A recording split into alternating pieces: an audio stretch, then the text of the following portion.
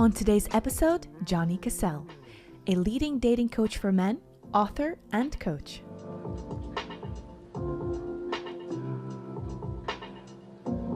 You work with a lot of international clients and you've built yourself a very great reputation as the leading dating coach for men in London and internationally. Thank you. So how did that all start? What was the journey? And when? First project's yourself, right?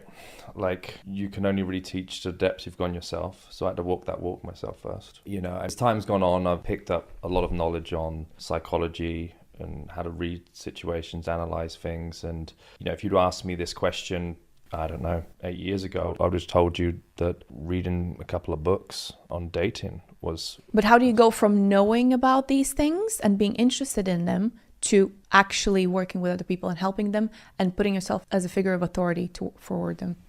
Well, when I started changing the way that I was approaching social situations, I started seeing results. And what I mean results, for me back then, was just simply girls responded to me differently.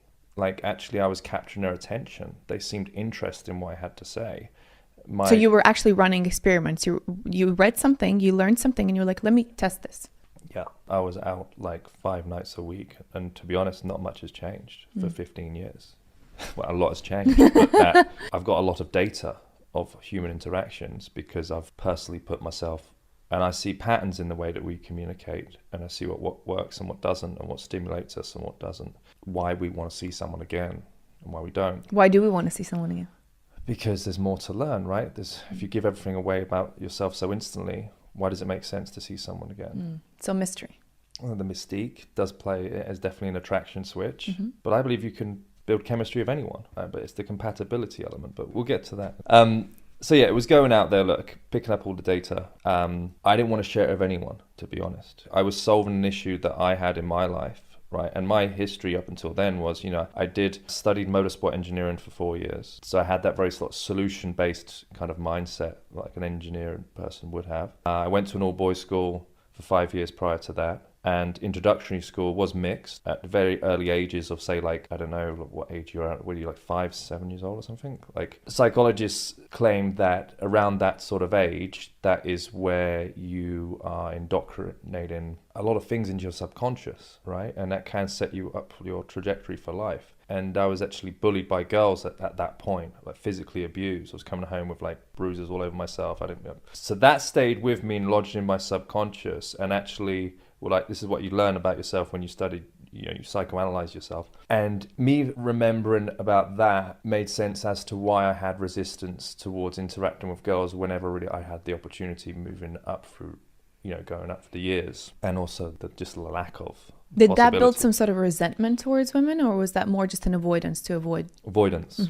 Never felt resentment towards women. Naturally, like any young boy, just intrigued by the being, you know? So yeah, I got comfortable with it all and started to see some differences in interactions, you know, when I was coming at the age of sort of 18, 19, so to speak, and didn't want to share it with anyone. Then realized, like, that's a really crappy attitude to have because you just kind of hit a ceiling with anything you're trying to get better at.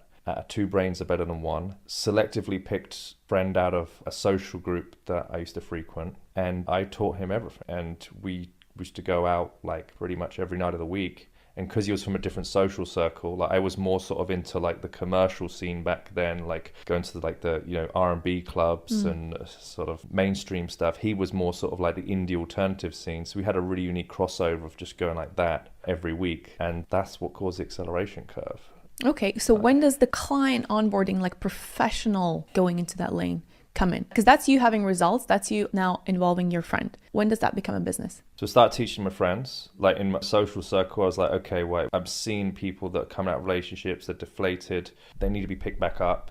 And I was solving those issues amongst my friends. So that was a nod that I needed to say, okay, you're not just making progress for yourself, but you're actually aiding others. This is what you do. That's the confirmation I needed. I'm not nowhere near where I needed to be myself in my own journey, but that's great for, I can pass on what I currently know. And again, like going back to social networking, it allows you to connect with absolutely anyone. So like I just added everyone in my industry when Facebook was coming out, added everyone in the industry. I was peering through a lens to see what was going on, who was moving in and out of different companies, and I saw an opening to volunteer for an event, and I was recognized there to be someone that knows what they're talking about. So you gave speeches? I did demonstrations at that event, and then the attendees were vouching for me to be an instructor, basically. And then I came into that company. I became their head coach. What was the company? Kezia Noble's company. And became the head coach, head of sales, head of running all the like wore every single hat. It's like her left-hand guy, right-hand guy. And then just the demand just got so much, like for myself. So come to a point in journey where I had to jump. Okay, so that was your entry. And so what do you think allowed you to have success? What were the characteristics, or what were your kind of special things about you that allowed you to be really good at what you were doing? The problem solving. Like I said about that solution-based thinking, like if you go back... You saw an objective and you figured out how to get there. There's always a fix.